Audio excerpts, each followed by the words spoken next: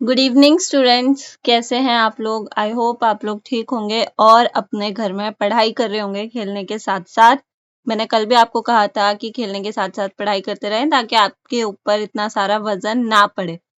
तो आज की जो वीडियो है वो 5th पार्ट है हड़प्पन सिविलाइजेशन का। हम लोग ऑलरेडी चैप्टर में बहुत सारी इंपॉर्टेंट चीजें पढ़ चुके हैं, तो जिन्होंने वो पार्ट नहीं देखे हैं वो देख लेना, क्योंकि अगर आप नहीं देखेंगे तो हिस्ट्री जो है वो एक दूसरे से लिंक होता है, तो आपको वो आगे की चीजें समझ नहीं आएंगी। तो इसलिए पहले पिछले पार्ट्स देखना और फिर यहाँ से स्टार्ट करना।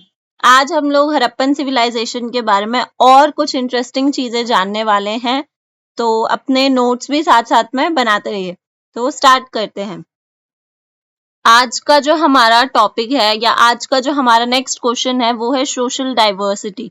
अगर हम लोग बात करें तो हर सोसाइटी में डिफरेंसेस होते हैं। अगर हम लोग आज की बात करें तो आज के टाइम पे भी सोसाइटी में डिफरेंसेस है। तो आप बता सकते हैं कौन से बेसिस पे आज के टाइम पे सोसाइटी में डिफरेंसेस हैं।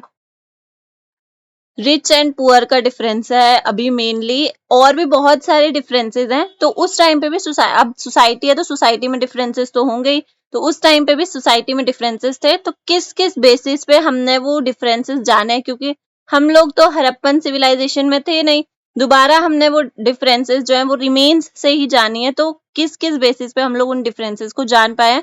तो सबसे पहला है बरियल। अब अगर मैं बरियल की बात करूं तो आज के समय में क्या होता है, हम लोग डेड बॉडीज को जलाते हैं, ठीक है, और मतलब उनका क्रियाक्रम अच्छे से करते हैं। लेकिन जो पुराना समय था उस समय पे जो डेड बॉडीज थी उनको दफनाया जाता था, जो क्या बोलते हैं उसको, आप समझ रहे हैं ना, उनको दफनाया जाता था जमीन के नीचे, तो उसको बरियल कहते थे। अब हम लोग आपको ये भी पता होगा कि जो यहाँ पे किसी भी डेड बॉडी को दबाया जाता है, कुछ ना कुछ टाइम के बाद वहां पे हम लोगों को वो चीजें मिल ही जाएंगी, उसके रिमेन्स मिल ही जाएंगे। तो सेम हड़प्पन सिविलाइजेशन के साथ भी हुआ, हमको उसके रिमेन्स मिले हैं। तो जैसा कि मैंने कहा कि उस टाइम पे डेड बॉडीज को दबाया जाता था जमीन के नीचे पे। और अब हम लोग को इसमें डिफरेंस क्या मिला, क्योंकि अब किसी को दबा दिया है इतने साल बाद, तो जाहिर सी बात है सिर्फ कंकाल बचा होगा, सिर्फ स्केलेटन बचा होगा, या कई बार वो भी नहीं होगा। तो हम लोग उसके बेसिस पे डिफरेंस कैसे बता पाए, तो वो तो पॉसिबल नहीं है। बट डिफरेंस था कि जो टॉम्ब होता था ना, जो बरियल का वो जो टॉम्ब होता था, उसके बेसिस पे डिफरेंस बताया जाता था। जो टॉम्ब का स्ट्रक्चर होता था वो अलग होता था। अब मैंने जैसे कि आपको बताया कि एक अमीर और गरीब का हमारी सोसाइटी में डिफरेंस है, तो वो डिफरेंस जो है वो पहले भी था। तो जो टॉम्ब होते थे ना, वो अमीर लोगों के टॉम्ब थोड़े अलग होते थे, गरीब लोगों के टॉम्ब थोड़े अलग होते थे। अमीरों के टॉम्ब को मतलब बहुत अच्छे से एकदम ब्रिक्स से बनाया जाता था, लेकिन जो गरीब लोग होते थे उनके टॉम्ब को मतलब इतने ज्यादा अच्छे से नहीं बनाया जा सकता था। अगर आप मतलब अभी आपको समझ में नहीं आ रहा होगा, लेकिन अगर आपको सामने से वो दिखाया जाए तो आप पहचान सकेंगे कि हाँ ये एक ब्रिक से बना हुआ एक प्रॉपर टॉम बनाया गया है, और एक जो होगा वो एकदम मतलब उसमें ब्रिक्स का यूज नहीं होगा, जो नॉर्मल टॉम होता है वैसे बनाए गए थे। तो इस तरह का डिफरेंस हम लोग को देखने को मिला था। अब हम लोग बात कर रहे हैं काफी पुराने टाइम की बात कर रहे हैं, तो उस टाइम पे सुपरस्टिशंस बहुत ज्यादा होते थे, अंधविश्वास बहुत ज्यादा होता था। तो सेम हड़प्पन सिविलाइजेशन में भी हम लोग को बहुत अलग अलग तरह के अंधविश्वास देखने को मिले हैं। तो पहला तो अंधविश्वास वही है, बरियल सिस्टम से रिलेटेड ही है। पहले के जमाने में ये होता था कि जब किसी इंसान को ना बरी किया जाता था, मतलब जमीन में दबाया जाता था, तो लोग जो थे ना वो रीबर्थ में बिलीव करते थे। वो ये मानते थे कि कुछ मतलब अगर हम कोई इंसान मर गया है, उसकी डेथ हो गई है, तो कुछ टाइम के बाद उसका दोबारा जन्म होगा कहीं पे। तो वो लोग क्या करते थे कि जो चीज उनके साथ में दबाई गई है, वो ना लोगों के साथ में चीजों को दबाते थे। जैसे मान लो किसी ने, अगर किसी लेडी की डेथ हुई है तो उसके साथ वो कॉम्ब को दबाते थे, मिरर को दबाते थे, और कुछ ज्वेलरी को उसके साथ दफनाते थे, ताकि वो जब दोबारा उसका जन्म होगा, जब वो दोबारा से किसी और जगह पे जन्म लेगी, तो वो सारी की सारी चीजें उसके साथ जाएंगी, ताकि जो न्यू लाइफ होगी वो उन चीजों को यूज कर पाए, और उसके लिए मतलब वो चीजें दोबारा ढूंढने में प्रॉब्लम ना हो। क्योंकि पुराने टाइम पे ऐसा होता, हम लोग को मिरर्स एंड कॉम्स बहुत आराम से मिल जाते हैं, लेकिन पुराने टाइम पे ऐसा नहीं था। इन ये चीजें भी मतलब इतने आराम से नहीं मिलती थी, स्पेशली मिरर्स जो थे ना वो इतने आराम से नहीं मिलते थे।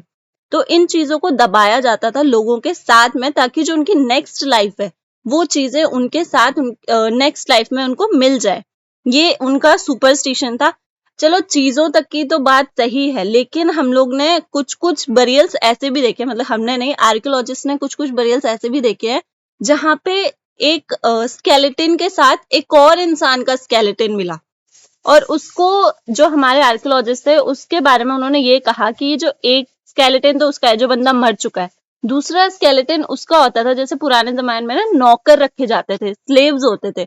तो वही चीज है कि जो स्लेव होता था उसको भी जो उसका मालिक होता था उसकी डेथ के बाद उसको उसके साथ दबा देते थे, क्योंकि उनको वही चीज है, ताकि वो उनको नेक्स्ट लाइफ में वो उनके साथ ही रहे, उनको आराम दे, तो इसलिए उनको स्लेव्स भी उनके साथ ही दबा दिए जाते थे। कई बार डॉग का भी मिला है, मतलब किसी किसी कोई कोई लोग होते थे जिनको अपने डॉग से बहुत प्यार होता था, तो अगर उसका मालिक मर जाता था तो उनके डॉग को भी उसके साथ ही दबा देते थे। ये सारी मैं बातें ऐसी हवा में नहीं कह रही हूँ, इनके सच में स्केलेटन्स मिले हैं, इनके सारे सच में एविडेंस मिले हैं, ठीक है। तो वो लोग जो थे वो रीबर्थ में बिलीव करते थे, इसलिए वो साथ में चीजें दबाते थे, क्या अर्थन वेसल्स, पॉट्स, ज्वेलरी, जैसा मैंने बताया कि कंघी, शीशा, जो जो उनको मिला, जो जो उनको काम का लगता था वो उस चीज को दबा देते थे। तो हम लोग अब हिस्ट्री पढ़ रहे हैं, तो हिस्ट्री एविडेंस के ऊपर बेस्ड होती है। तो कौन कौन से हम लोगों को चीजें मिली है, तो कॉपर मिरर्स मिले हैं हम लोग को देखने में, कि जो उनकी टॉम्स होती थी, जो जहां पे उनको दबाया जाता था वहां पे कॉपर मिरर्स मिले। अब जो चीजें दबाई जाती थी वो कुछ चीजें प्रेशियस भी हैं, कुछ चीजें ऑर्डिनरी भी हैं, जैसा कि मैंने बोला कि हाँ अमीर और गरीब का फर्क है, तो जो अमीर होगा वो अपने साथ महंगी महंगी चीजें लेके जाएगा और जो गरीब होगा वो अपने आम चीजें लेके जाएगा, तो इस चीज का फर्क होता था।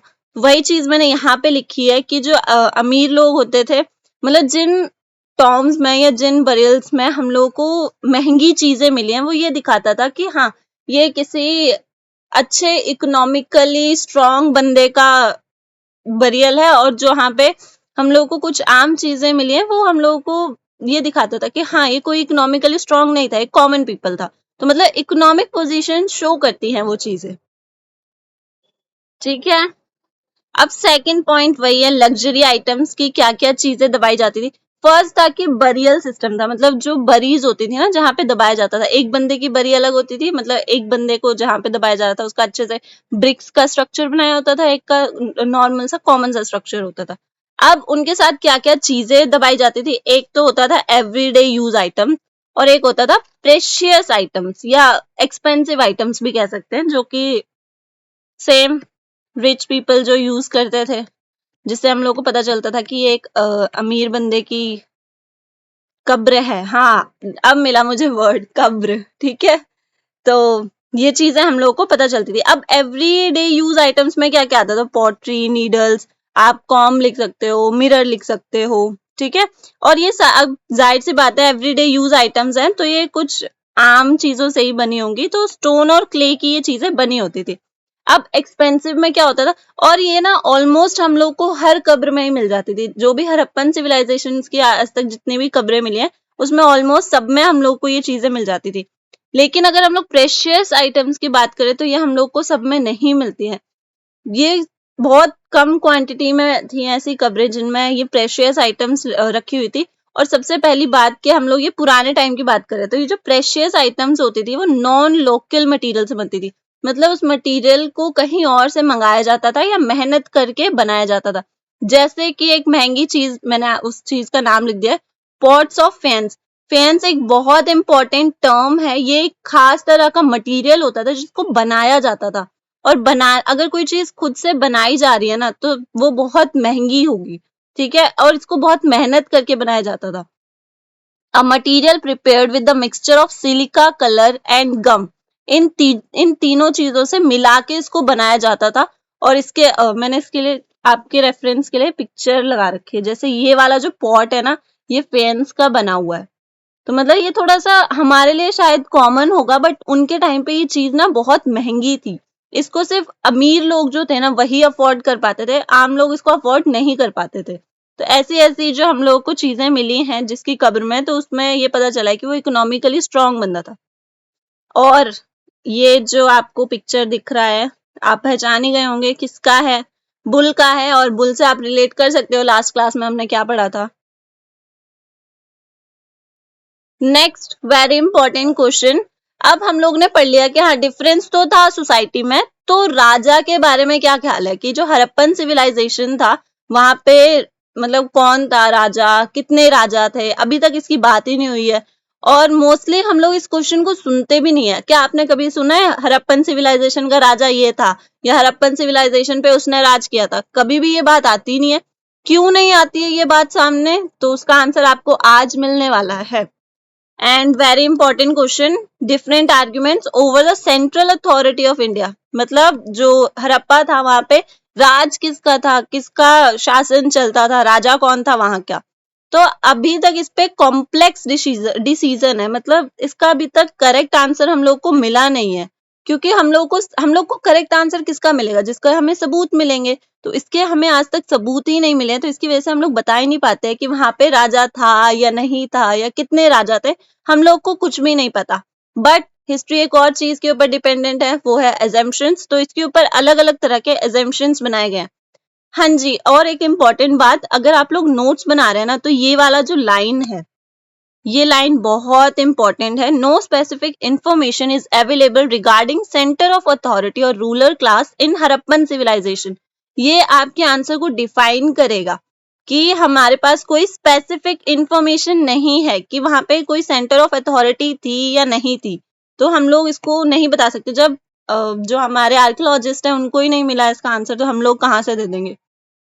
बट डिफरेंट आर्ग्यूमेंट्स बनाए गए हैं इसके ऊपर। तो पहला है, some archaeologist say that there was one ruler who controlled everything. अगर हम लोग हड़प्पन सिविलाइजेशन की बात करें तो ये काफी बड़े एरिया में फैला हुआ था, बहुत बड़े एरिया को कवर करता था। बट वहां पे एक चीज देखी गई कि जितने भी वहां पे पॉटरी थी, सील्स थे, वेट्स थे, ब्रिक्स थे, सबका साइज, सबका पैटर्न एक जैसा था। अगर आप गुजरात में ढूंढो तो वहां पर same seal, same weights, Meerut में हम लोग को सेम वही स्ट्रक्चर मिला, मतलब हर चीज सेम मिल रही थी। तो जो आर्कियोलॉजिस्ट है उन्होंने ये अंदाजा लगाया कि अगर हम लोग को सभी चीजें सेम मिल रही है तो हो सकता है वहां पे कोई एक ही राजा हो जो पूरे हड़प्पन सिविलाइजेशन पर रूल करता हो। तो फर्स्ट एजम्पशन ये था, फर्स्ट आर्ग्यूमेंट ये था। बट मैं दोबारा बता रही हूँ कि इनके ऊपर कोई पक्का एविडेंस नहीं है, ये सिर्फ आर्ग्यूमेंट्स दिए गए हैं। बहुत सारे आर्कियोलॉजिस्ट आए, सबने अपने अपने आर्ग्यूमेंट्स दिए अपने अपनी खोज के बेसिस पे। तो पहला पॉइंट ये था कि आर्कियोलॉजिस्ट ने कहा कि वहां पे कोई एक राजा होगा, क्योंकि हम लोग को हर जगह पे सेम चीजें मिल रही है, मतलब पोट्री, सील्स, वेट, ब्रिक, सबका सेम पैटर्न, सबका सेम साइज।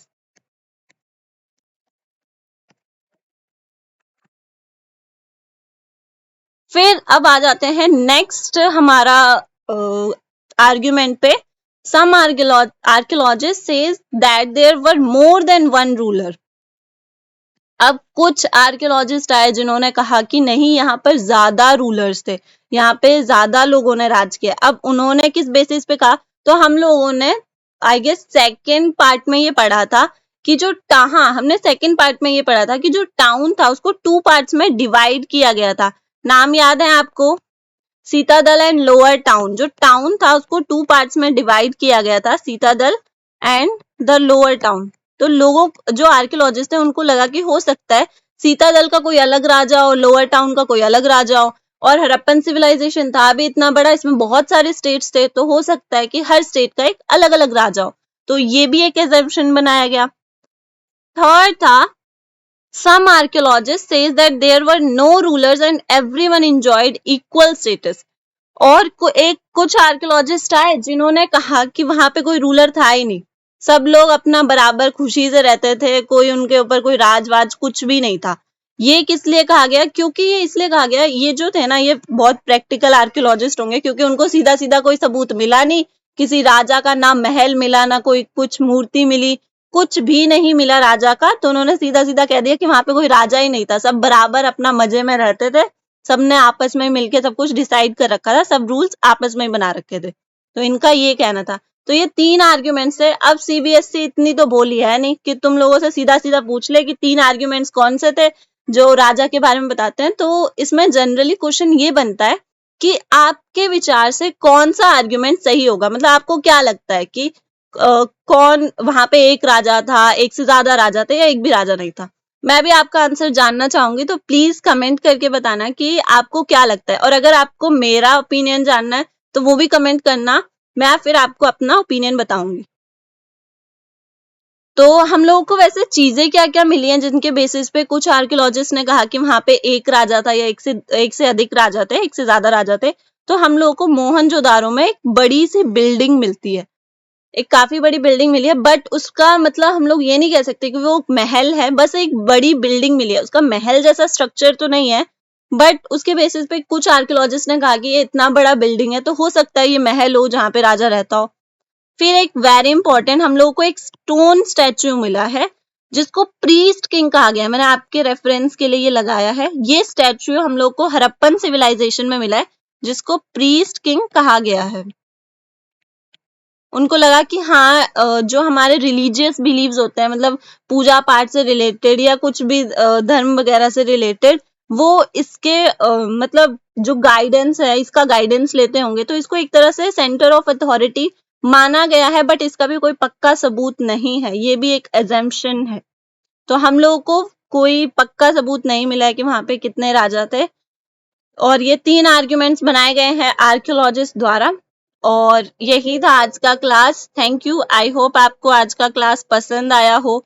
एंड आप please like share and comment and पढ़ाई करते रहना, साथ साथ में क्लास लेते रहोगे तो इजी रहेगा, वरना फिर एंड में आपको पता ही है क्या बनेगा, खिचड़ी बनेगा। Thank you.